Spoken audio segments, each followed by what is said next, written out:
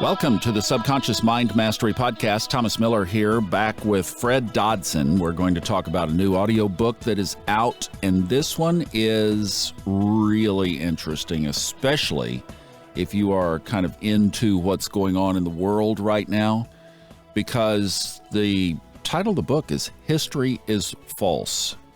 And the reason that that is so important is because of all the stuff that's going on in our world right now.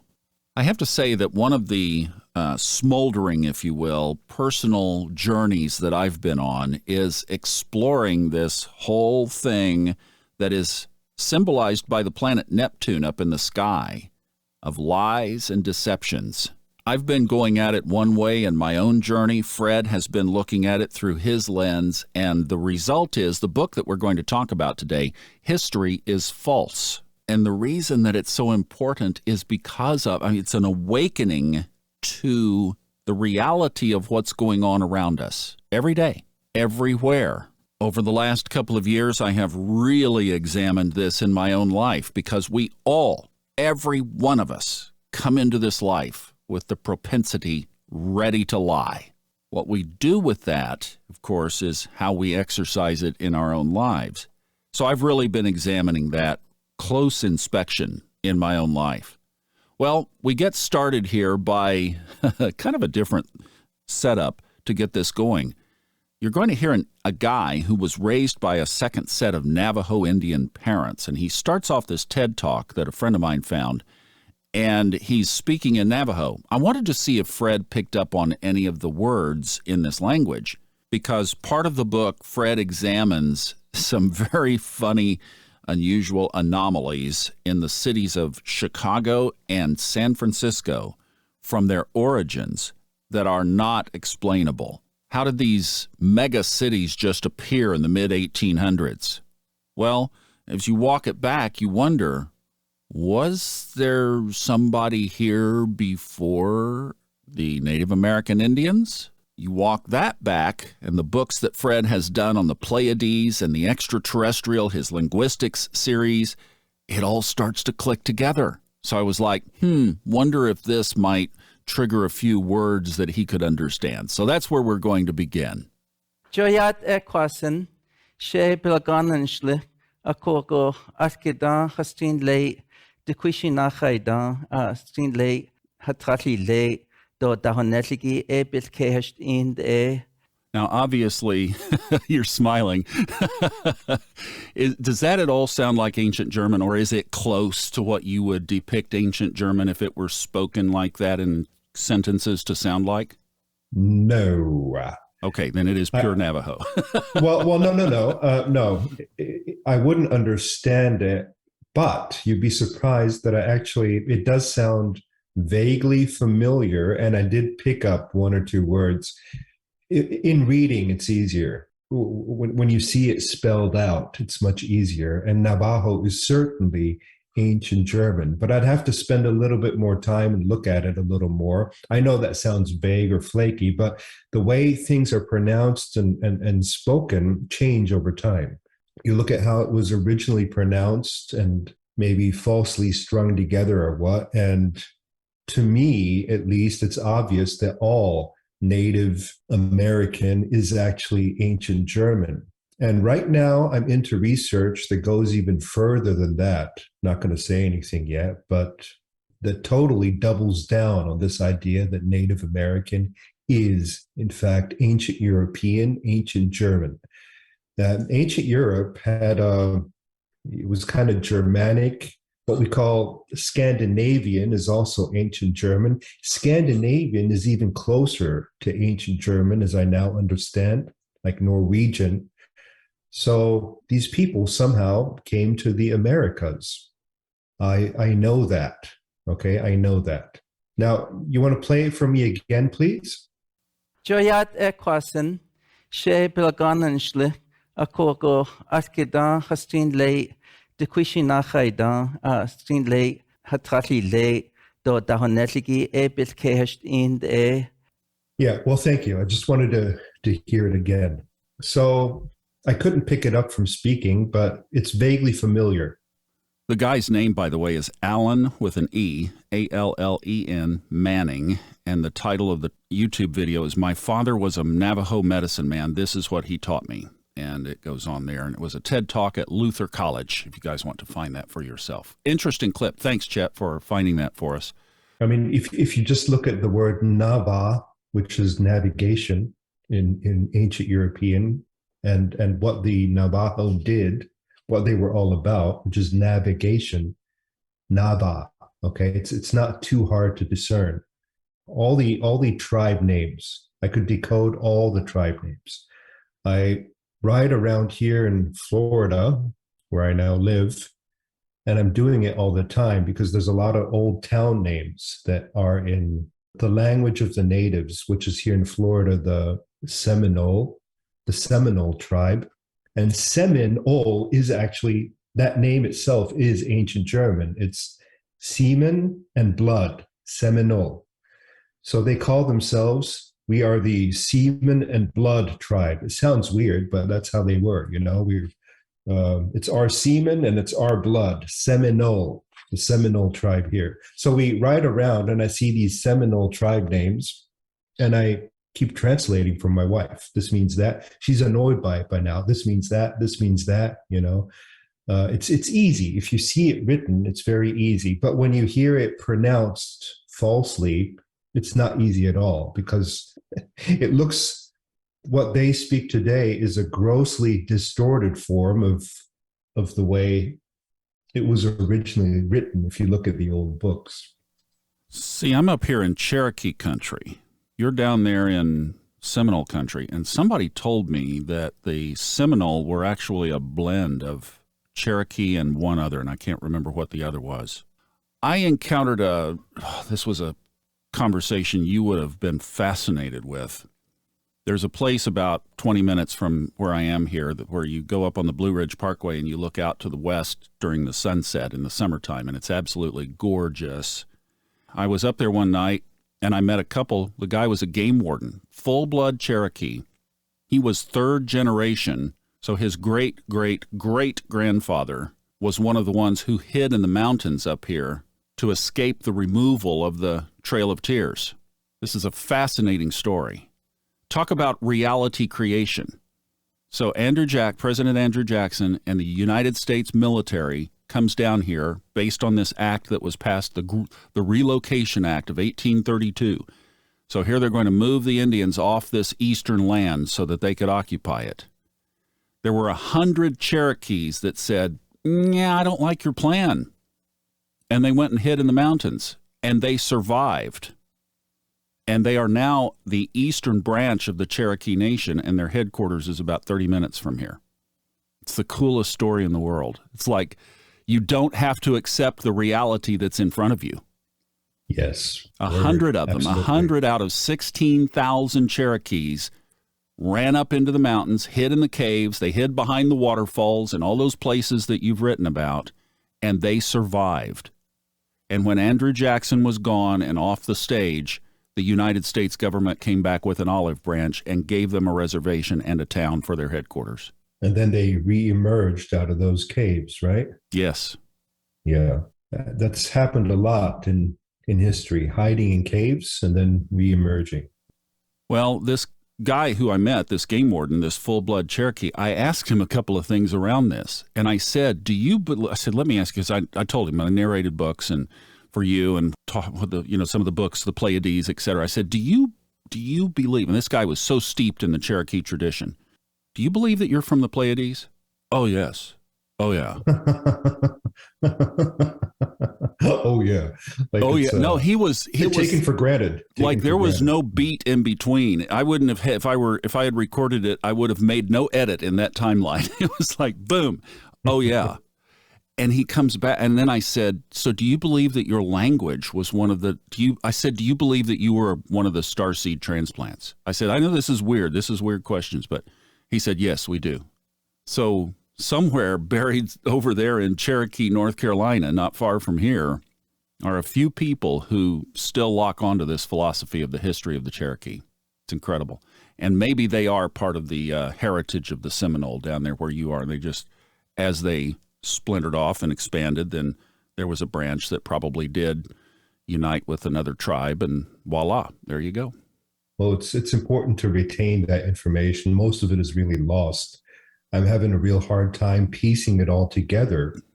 So that's why they have oral traditions, these indigenous tribes, where they tell their children a story and have them repeat it word by word, because they know that there's an effort to erase it, you know? So that's good. Thanks for telling me that. Well, and the reason that this is all scattered and not mainstream is because history is false. And there happens to be a book on that. And a website on that called falsehistory.net. So I want to point you to the resources. The audiobook and book, History is False, and the website where Fred is repositing all of this information is falsehistory.net. This is something that I think is so important because as I've been exploring the connection with the sky, the things going on in the stars, as above, so below, there is this call, if you will, this pull, this magnet toward perhaps finally exposing a lot of this history is false. Not only is history is false, I was thinking the other day, you think about where false shows up in our life. Well, we know the government lies to us, right? Companies lie to us. Partners, whether they're married or just in dating or somehow together in a mutual relationship, they lie to each other. Kids lie to their parents. Parents lie to their kids. I mean, it happens. We come into this life, it seems, wired to lie. And it's everywhere. And it seems like the deceit is just so magnified. So I'm really glad that you're shining a light on this and at least starting with some of these historical things where we can look and say, you know, can't put the pieces together, but this doesn't make sense. You know, I used to think that ancient history is false, and that's how I wrote back in the day. And I was like, yeah, this is wrong. This is wrong about ancient history. That's not true. And now recently I'm like, darn, recent history is also false. Damn. Yesterday's newspaper is false. Very recent history is false. So it's a progression of insight and enlightenment. It's hard to confront really, you know, and then the more you focus on it, the more you notice. And then you notice that we're drowning in falsehood, really. And that's not a bad thing to realize that. People are like, oh, don't be so negative. If you realize you're drowning in falsehood, you also realize what's not falsehood. You know, a high awareness of one polarity is also a high awareness of truth and what's real.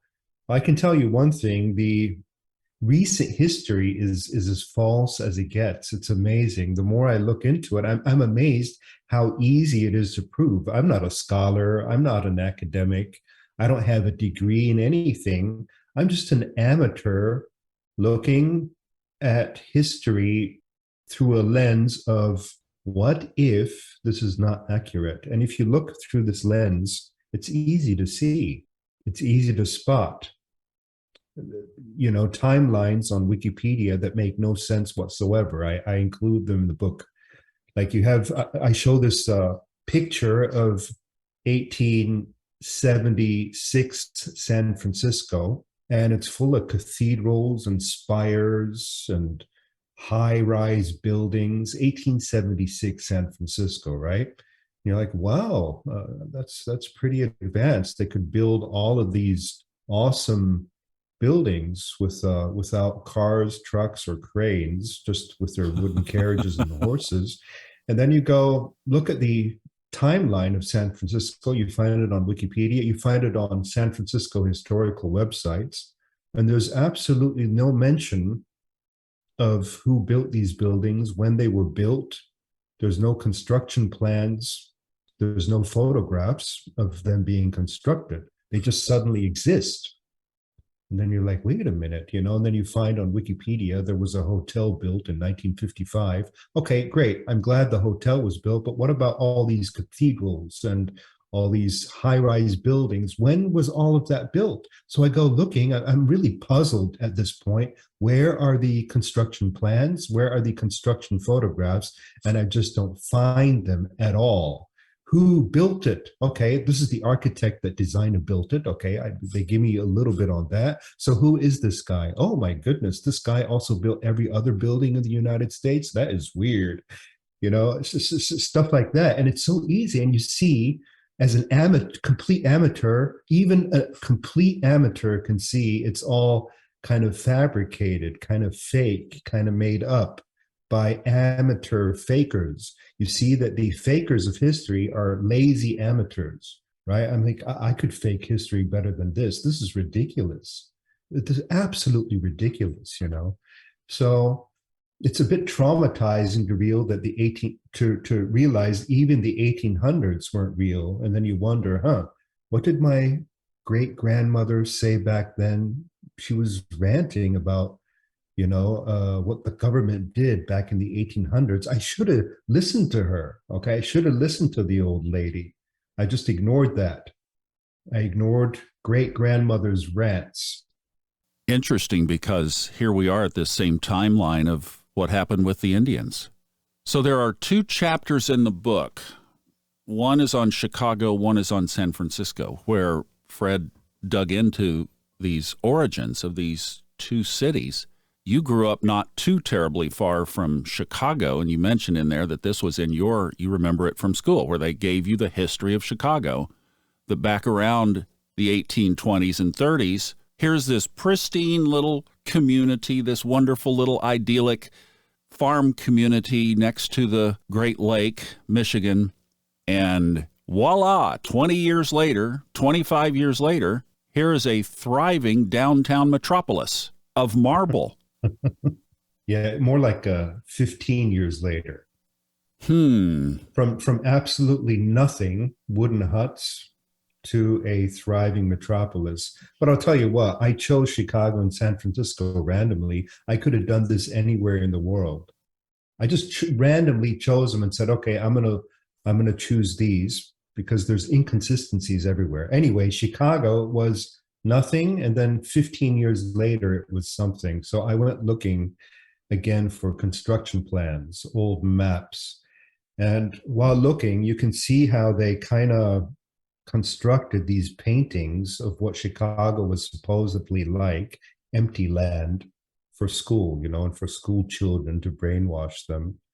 But then if you look more deeply, you see that there's older pictures than these empty land pictures, older than them, that show Chicago as a city. There's a wood etching, shows Chicago as a city. And then there's ancient maps that mention Chicago right at the place where Chicago is. They call it Shilaga, which is, again, ancient German. Laga is actually Latin and means lake, because it's right at Lake Michigan. Shilaga.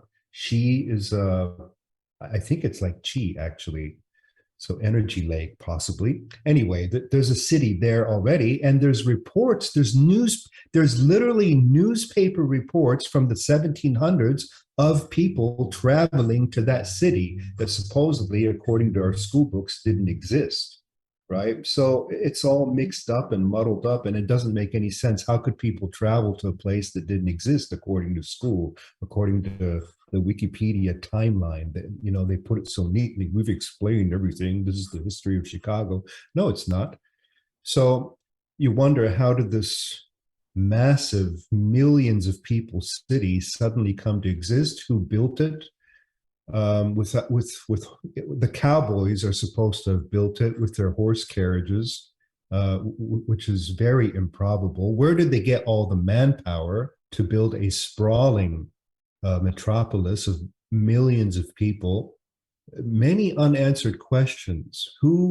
What kind of architecture is this, with the spires, the cathedrals, the pillars, you know, the Roman and Greek style architecture? And one of the things I discovered while researching is there's this guy, he writes about the world fairs. And the world fairs were exhibitions of grand architecture in Chicago, in Seattle, in New York, wherever. And they claimed that these grand designs were just temporary constructions, and they burnt them down after the world fairs, after the exhibitions, which is a really strange story. And there's this guy, he wrote a book about it, claiming that these were not temporary constructions, these were unearthed buildings, Roman style, Greek style buildings. And to me, that is much more plausible than the idea that all of these were temporarily constructed by these cowboys and then burnt down. You know, what a stupid story, to be honest. And I'm looking into this. I can't believe it. You know, what is going on? And then you got all these photographs of giants and dwarves back in the day, and all these reports about giants and dwarves back in the day. And then you got Native Americans speaking ancient German.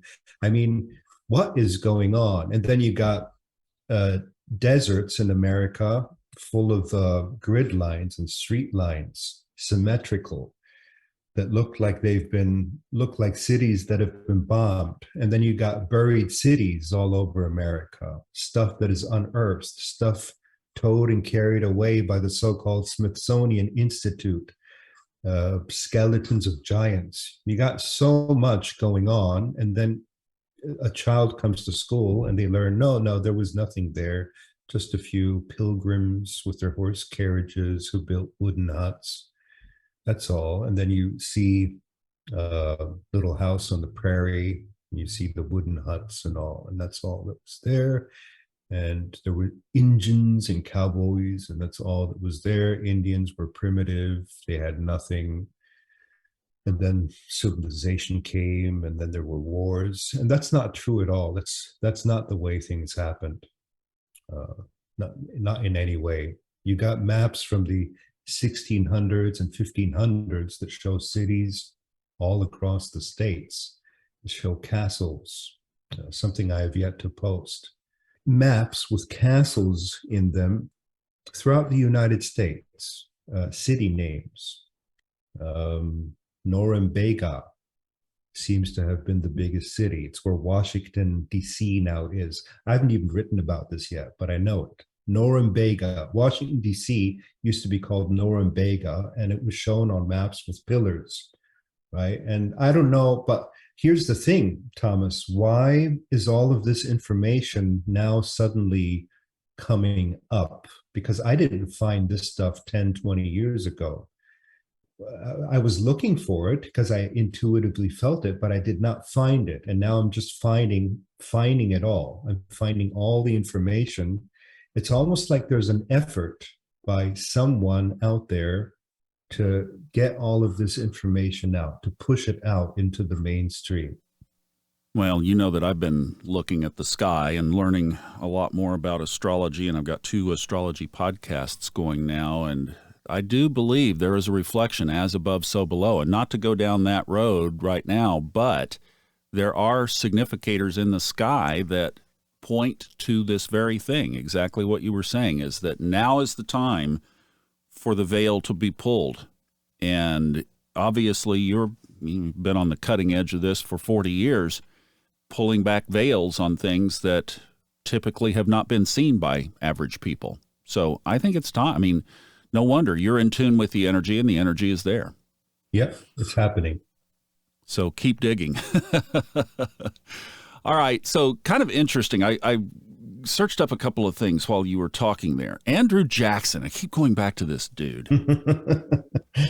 So he was president from 1829 to 1837. Exactly the window that you're talking about. Yes, the window of something very strange happening. Yes. Not good things happened. And here's a man that basically tried to eradicate the natives who were living here when he took office in 1829. He wanted them out of the way. He pushed them off to Oklahoma because it was the most desolate dumping ground they could find them to put them there. And I grew up in Tulsa. In fact, I grew up about 60 miles away from the western tribe of the Cherokee. Now I'm living here by the eastern side. It's really cool, completion of this. But The world, you talk about this construction, the World Trade Center, the new World Trade Center tower that we built with modern technology took 8 years. Just one building took 8 One years. building, 8 and years. Required advanced technology and machinery. This is, here's another little aside. This is not in the book. This is something that came to me when I came up here to North Carolina in 2021. I have a second cousin that lives up in the northern part of the state, and I went up to visit him, and he put this book in my hand, and he said, I think you'd be interested in this. And the book was Killers of the Flower Moon. Many of you have heard about it. It's a story about the Osage Indians in Oklahoma, and when oil was developed on their land, then how that basically the people came in to scam them to take that oil money away from them. That's the gist of it. It's going to be a movie released in May of 2023 now. I think the date's been consistently pushed back, but it has a lot of big stars in it. And the guy that wrote it was a New York Times writer, not, I'm a New York Times author. Now, this guy worked for the New York Times, so his research was excellent. And as he was setting the stage of the Osage, their original land was basically around Kansas City. When Thomas Jefferson bought the Louisiana Purchase, he summoned the leaders of the Osage to Washington, D.C., and told them, we recognize that is your land. You will have your land. You will not be relocated. Hmm. Now, this is the guy that wrote our Declaration of Independence. This is the guy that founded this country. To show you how deep this is. Oh, yeah, he's one of the white hats, for sure. Thomas Jefferson here. Within 3 years of the signing of the Louisiana Purchase, they moved the Osage down into southern Kansas, and then from there dropped them down into their Osage territory in Oklahoma. Fortunately for them, when oil was discovered, you could literally stick a shovel in the ground and oil would come out of it. It was so shallow back then, and it was so prolific, and the tribe became incredibly wealthy. And then again, circle back, here comes the deception. But the guy that created our founding documents brought those Indians to Washington, D.C. in order to lie to them. There's no end to this. So as you've thought about connecting the dots, what do you think happened that we had these castles and marble buildings? And Chet and I were talking about this yesterday, in fact, and he mentioned and don't know, this is pure speculation, but the Mormon Tabernacle in Salt Lake City. Could it fit this genre of having been built before this era? I mean, look at the grandeur of that. So it's almost like there was this advanced society that was here before even the Native Americans. I mean, how do you, as you've just, I'm sure, looked up at the sky at night or pondering, staring at the wall or whatever, have thought about this, what comes to mind as to what might have happened? Well, you got to understand that I'm only also just learning this. That's why I'm writing about it. This is new territory for me too. I'm only just discovering buried cities in America, and that America is not what we were told it was. And the tabernacle of the Mormons is definitely a candidate. I mean, they have this certain architecture that we just don't have anymore. That was their style. That's their, and you signature, see their signature all around the world. So they were global. And they probably had this variant of ancient German, and they were defeated. That's what I think. There was a war, they were defeated. Were they defeated because they were the bad guys? I don't know. Were they the good guys? I don't know. Were they neutral? I don't know. I do know there was a war because we have these so-called mythology, so-called legends about the war, and we have desert spaces of buried cities. And we have tales of the dwarves escaping their and the giants being eradicated, genocided. The evidence is in the desert because that's where they put the most bombs. That's why the desert is the desert, because it's been destroyed. And then whatever was left after the war, they just burned down. I can see a huge effort to make people forget I don't know why that is. I don't like it. I don't like to be made to forget something. I want to know who I am, where I'm from, and what happened. There's such a desperate effort to suppress information.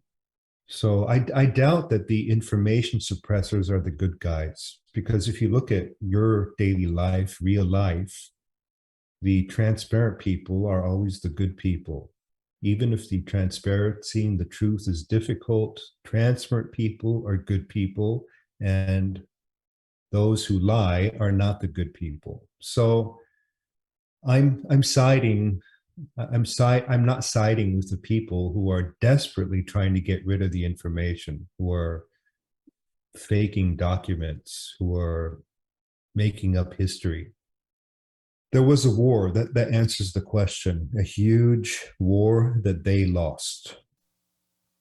Could this even be a civilization that, or a form of civilization that doesn't exist anymore? Well, we hear a lot about reset in the internet these days. They're pushing the idea that there was a reset, and they're pushing the idea that this civilization was called Tartaria. I don't know if you've heard of that or read it in the internet. I don't use those words yet because I want to look and see first. I don't use the word Tartaria because to me it seems like there's an effort to push that word and to call it that. Tartaria is former Russia, right? So now I want to observe before I use labels and make definite statements. You know, one of the things around that Tartaria is, and you brought it up in the book, is so much of this is underground or subterranean. So you talked about subterranean people, subterranean buildings. Chet, again, I told you Chet loves this kind of thing, and he took off with this in so many different ways. But finding these buildings, and he was saying, again, you could go to any city, anywhere, and look at, and you mentioned this in the book, that here is the ground level today. And you look at this courthouse building on some square in America, and you see windows and doors that are down below the ground, 10 feet, 12 feet. That's true. It's weird. It's true, and it's very, very weird. I haven't even gone into that yet because I don't know what to do with it. I just see all these videos, I'm like, what to do with that? What am I supposed to do with that, That is just so weird. Well, the idea is there may have been this big mud evasion, this mud river, if you will. Mud flood. The mud flood theory. We'll see what comes of that. But we need to look subterranean, as I already say in my books. There's a whole civilization, a whole subterranean civilization in hiding, in caves. I'm sure there's, I mean, in every culture, there's legends about cities underground and accessing them. The Tibetans talk about it, the Aborigines talk about it, the Maori of New Zealand talk about it. Everybody talks about it. We need to look at what everybody's talking about before 100 years ago, because it seems to me like beginning about 120 years ago, the big lie and the big falsehood starts, the age of deception. George Orwell said, we live in an age of universal deceit. And he was actually right. We live in an age of universal deceit. I thought this guy was a fiction author. He was spot on. He also said that all history books have been fabricated. So I'm reading George Orwell. I'm thinking, this is great fiction, No, it's not. It's not. It's not fiction at all. He was very literal in what he said. George Orwell is the man. I'll bet we don't know the full story in Africa either. Oh, wow. Oh, my goodness. I had a chapter on Africa. What a keyword, huh? The whole Sahara Desert used to be fertile land. It says this in the ancient scriptures across all cultures. And if you talk to the desert people themselves, they say that this used to be fertile land. See cave drawings with swimmers in the desert. You can see I published an article 2 weeks ago. I love this article. It's so telling. It's called The Dwarves of the Atlas Mountains. The Atlas Mountains are in southern Morocco. And as far as near as the late 1800s, there were tribes and civilizations of dwarves living in the mountains in southern Morocco, known by the Moroccans, known by the Berbers, known by the Africans, the Black Africans, known by the Arabs, known by the Christians there, known by the Muslims, known by everyone.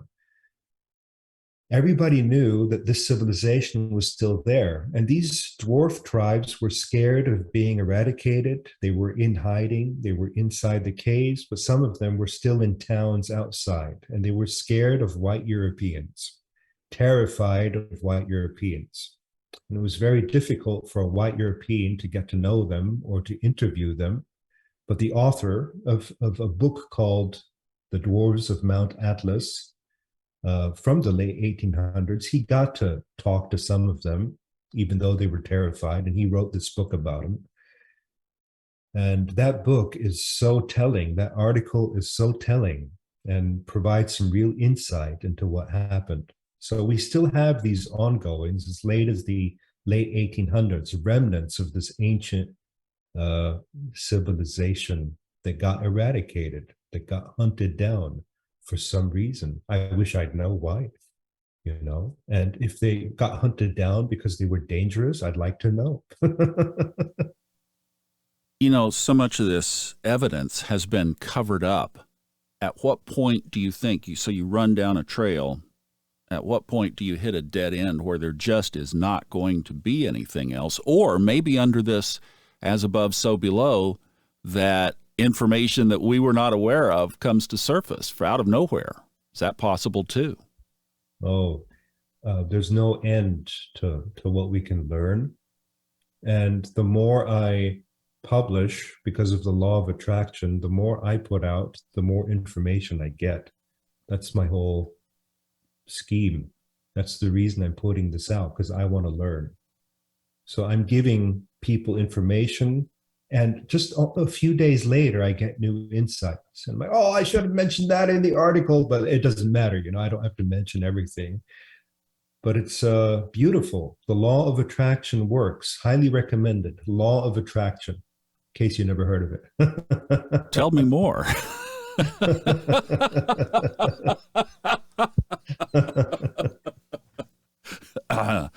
35 books.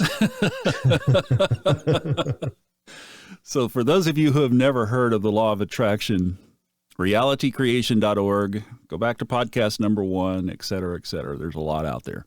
No, seriously, that's funny.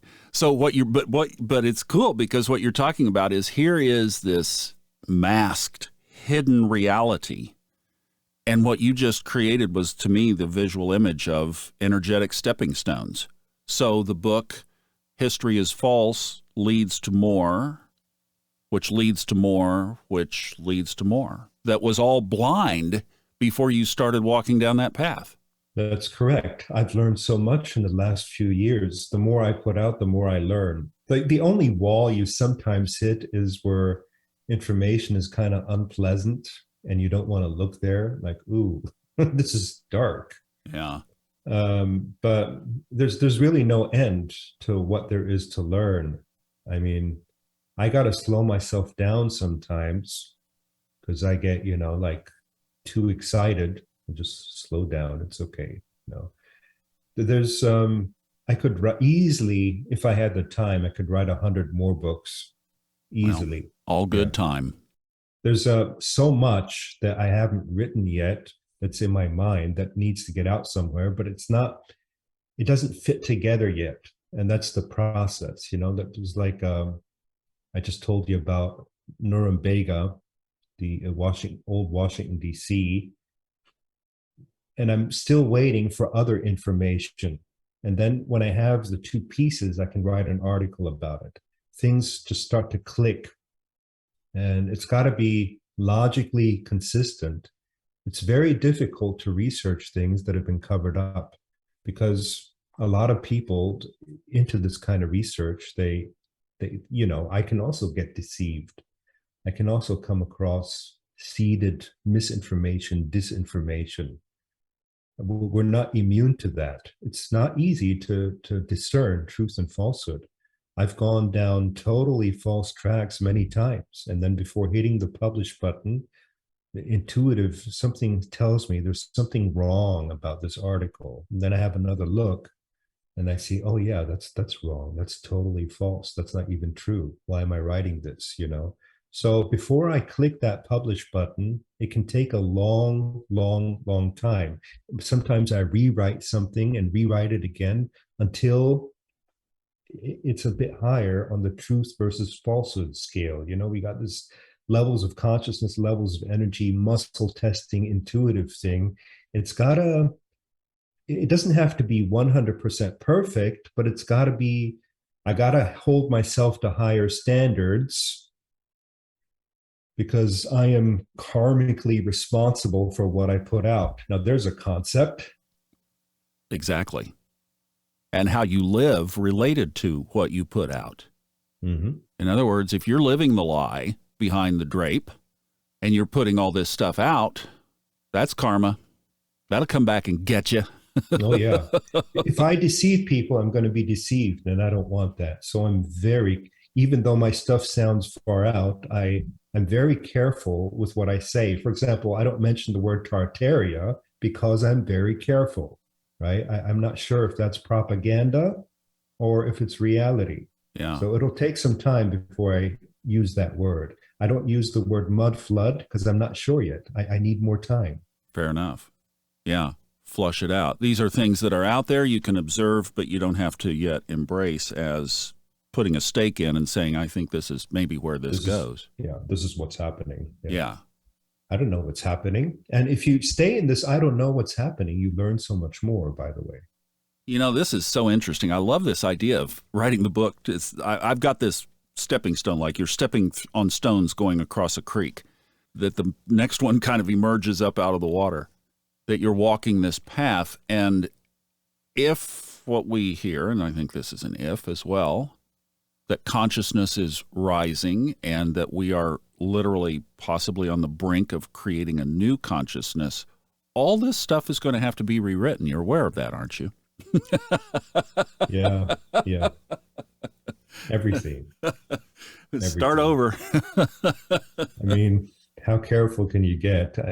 I see, fortunately, I looked at my old books the other day, and fortunately, most of it is still valid, even from my new perspective, because I was always very careful, even back in the day. I was careful at what I write. But some of it, I'm like, oh, I don't know about that anymore. New realms in front of us. This is just amazing. So cool. All right, let me ask you this to wrap this up. We've set the stage on various hitting points and places around the world. But if we just take right here in the United States, we've established that the guy that wrote the Declaration of Independence called an Indian tribe to his office to lie to them. We've got a president who, in the early 1800s, was horrible. Yesterday's newspaper, you have to look with a raised eyebrow. And everybody listening to this podcast is interested in trying to live their highest timeline. They are interested in, as you've talked about, 300s, 400s, 500s level energy, daily living, like we really try to authentically stay in a high vibration. Sure we do. How do we do that? So you're talking now to the reality creators, to the conscious creators, to the law of attraction people who really yearn in their heart to live a high ground amidst all this deception. Coaching, advice. I find all this deception really liberating, really, really liberating. I'm so happy that it's all deception because it means I don't have to listen to authorities anymore. So-called authorities. That is so liberating. I always used to think, well, I better be in alignment with what Dr. Fauci from the university says. I'm just using that name here. Because if I'm not in alignment with this authority, then my work isn't that good, then my work is invalid. So let me be in alignment with these authorities. Well, I don't have to do that. I can be in alignment with inner authority or spiritual authority, creator authority, or experiential authority, or simply the people I trust and know, what they locally tell me. It is very, very liberating, because then you can create your preferred reality. You don't have to take reality from so-called authorities, seeing that these authorities are liars, and they really are. I don't mean to be mean, but so many of them are either liars, or they don't know what they're talking about, or they're simply misinformed by the liars. They take what the liars told them and they simply repeat it. And that's not reality creation, just repeating other people's thoughts. You know, people are always like, and this really annoys me on my social media, what should I focus on? I'm like, don't ask me that. Oh my goodness. Shouldn't I focus on this, Fred? Should I focus? Don't ask me that. Why don't you choose what to focus on? Why are you asking me? If you ask somebody else what to focus on, there's going to be a lot of people, liars and good people alike, telling you. They'll be stumbling over each other. You know, that's so true. And that's like, you know, you're going down this road. I'm looking at the stuff in the sky, and it's all coming together. It's all this blend. It's a tapestry. And that's, oh, I love that. So, yes, whatever is on your heart to pursue. Yes, it's fun, isn't it? Whatever's on your heart. On your heart are the stars, and you read the stars, and it's fun. And you learn more and more about it. And you'll do it as long as it's fun. And then once it's complete and you've integrated the lesson, you'll stretch out to the next thing, the next point of interest, the next information. And that's how we expand and grow and uncover. It's all a cosmic game of peekaboo. So I have to be grateful to the deceivers in a way, because they help me become a super cosmic detective. What It's a training. great role. Yeah, it's training. So I'm like, I probably on the soul plane, I was like, okay, I'm going to need you to deceive me so that I can work my way through it and figure it out. That's excellent. And we will all stay very, very busy for the rest of our lives. We will not be not a day without a job to do, right? We will all have plenty of work to do. I love the summation of this. So we're talking about in the reality creation or the law of attraction world, putting stuff out there in front of us of the direction that we want to go in order to have the next rock emerge up out of the creek. What a great, love that. Love this perspective on now you can listen to all this deception and you can just shake it off as, it's almost like when we were kids and we went to the fair in the fall and they had the mirror house. You paid to go, you paid money to go in there. Yes. It's mirror. Yes. We enjoy, as children, we enjoy deception so much. That's it. We're wired for it. We come in wired for it because we come in lying to our parents. That's right. We come in demanding stuff, right? I mean, any baby who's crying is just demanding stuff in their own language. We come in demanding, and then when we can talk, we lie. Yes, we do. So there you go. And we can live around that and above that, and we can go to bed at night, we can brush our teeth, look ourselves in the mirror, and realize that we have tried to live today as honestly as we possibly can. And that's our commitment to ourselves to do tomorrow. And that's a good way to be. That's a good place to be. Yeah, well, honesty's truth is the basis of success. If you know what's true, you can succeed. Simple as that. Well, you've said in many books over the years that the culture today is so deceptive and so bad that if you just do simply be honest and be a little better than mediocre, you can really stand out. Oh yeah, so easy to stand out amongst liars. So easy. I mean, that's why success is easy. That's what I've been trying to tell people. Thanks for bringing it up, Thomas. So if you work for a company, and let's hear again, what does everybody do? So everybody in the company that you work for is on their social media, whether they have their phone in their lap under their chair and they're typing with their thumbs under there while they look like they're working. They're in their cubicle and they look like they're working. But, they've been on Facebook 37 times and it's not even 10 o'clock. Well, that's going on around you. Rise above it.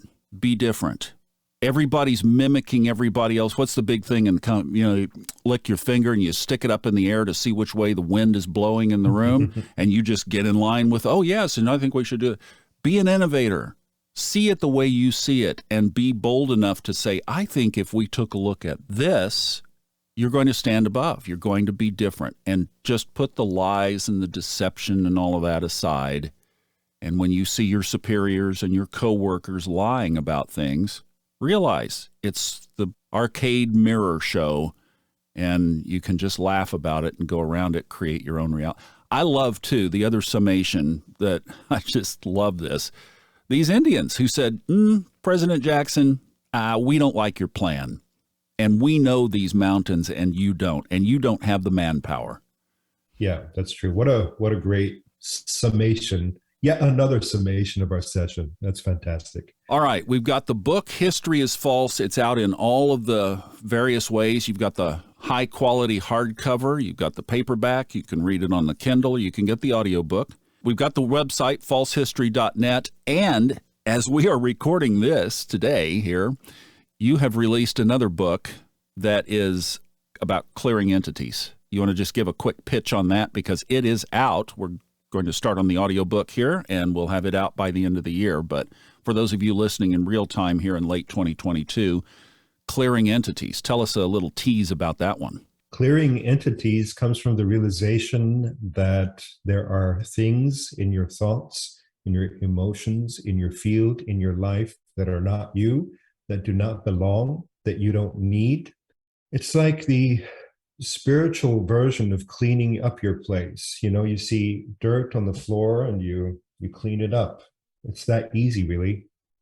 You see dirt in your etheric field or your astral field or your energy field or your electromagnetic field or whatever you call it, and you clean it up. That's clearing entities. These things are traditionally called demons and jinn.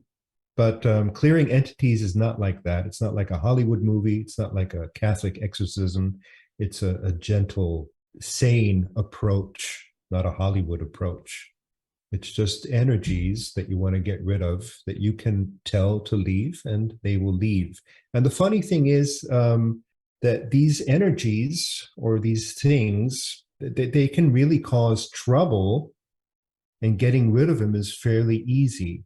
Like if you don't get rid of dirt on the floor, it can really cause trouble. It can wreck your floor, even though getting rid of it is fairly easy.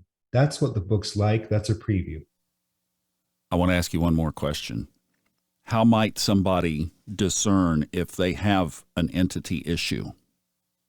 Involuntary. Keyword is involuntary.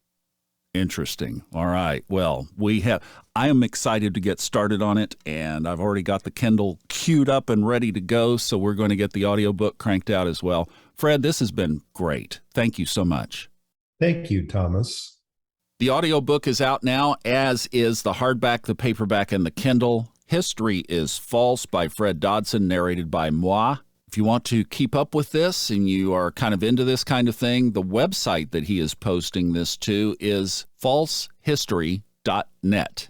Thanks so much for listening. I hope you really enjoy this. It is fascinating, and it is something relevant that we all need to be looking at and deciding how we are going to interact and interface with it as we raise our own consciousness. And as we seek truth in our own lives, enjoy the journey. I'm Thomas Miller. Thanks for listening.